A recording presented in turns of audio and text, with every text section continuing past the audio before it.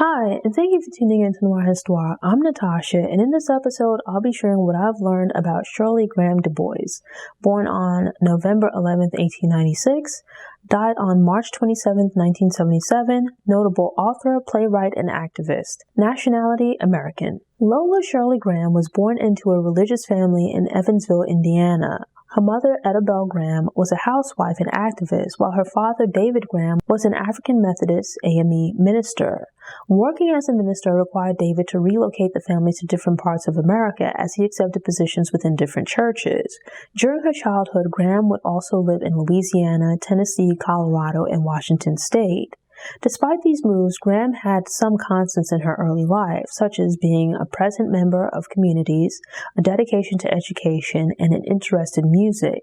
Another constant, which would last throughout her life, was protesting injustice.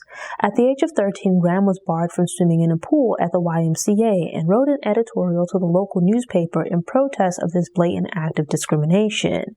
She also wrote in protest of her father and other Black people's right to attend a local Christian revival meeting. Graham graduated from high school in Spokane, Washington in 1914, after which she began working while taking business classes. As a child, Graham played the piano and organ in her father's churches and now continued to explore her interest in music by playing the organ in music theaters. Her formal education was put on hold when she married Shadrach McCants a few years later and gave birth to 2 sons. Yet she managed to continue her music career, directing choirs and quartets, and in one instance joining a tour on the West Coast.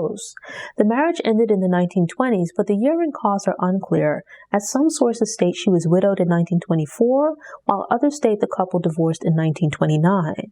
Either way, at some point in the 1920s, Graham became a single mother with 2 young sons. In 1926, her father accepted a position as the president of a college in Liberia and passed through Paris. Graham accompanied her parents on the trip, but remained in Paris where she studied music while they continued on to Liberia. After a year abroad, she returned to America and enrolled at Howard University, where she spent some time continuing her music studies. She then spent 2 years teaching in Baltimore at Morgan College. Graham resumed her studies at Oberlin College, from which she would attain a bachelor's in 1934 and master's in 1935. While studying at Oberlin, Graham wrote and produced Tom Toms, an epic of music and the Negro. 10,000 people were in attendance when the show debuted at the Cleveland Stadium in 1932, and the crowd grew for the second performance.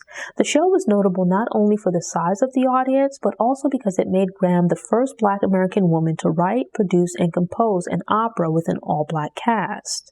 That experience resulted in her later leading the Fine Arts Department at the Agricultural and Industrial State College in Nashville, now TSU. She then moved on to teaching and directing with the Federal Theater Project and later the Chicago Negro Unit.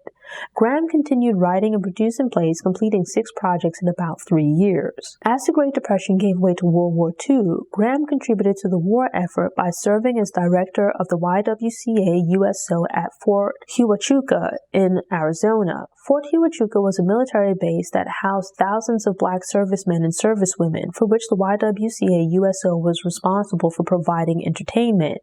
There were incidents of racial discrimination on the base, and Graham became involved with protests.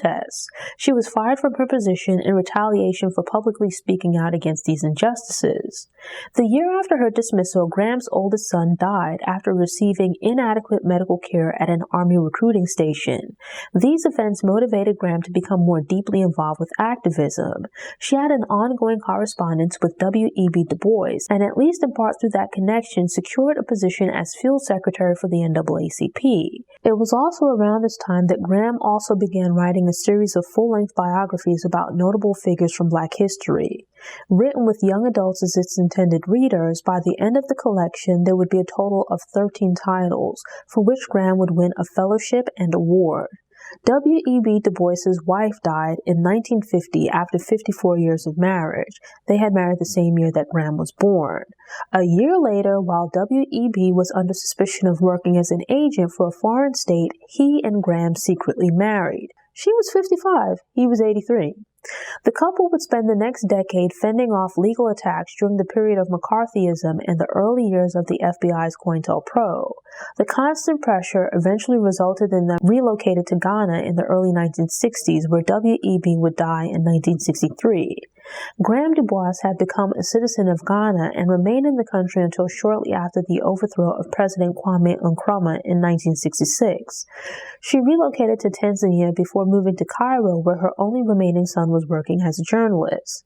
The next decade would see Graham Du Bois traveling around the world writing and publishing while continuing her work as an activist for liberation and equality across the Black diaspora. In the mid-1970s, Shirley Graham Du Bois was diagnosed with breast cancer and in 1976 traveled to China for treatment, where she died in Beijing in 1977. Thanks for tuning in. Show notes and sources are available on the Noir Histoire website via the link in the episode description. I'm working on creating downloadables and infographics, so keep an eye on the website.